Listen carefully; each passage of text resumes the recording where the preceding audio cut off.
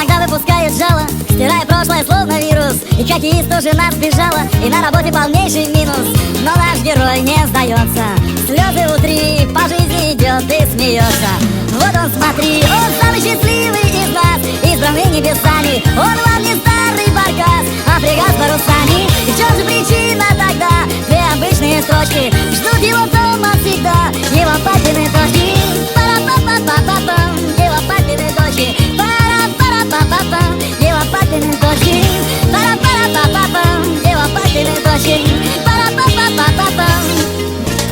Он помогает добрым советам, и мудрым словом он лечит души. На все вопросы он знает ответы, всегда подскажет, как сделать лучше. А что его ждет впереди? Там все не так гладко, но все же он победит. Парень загадка, он самый счастливый из нас.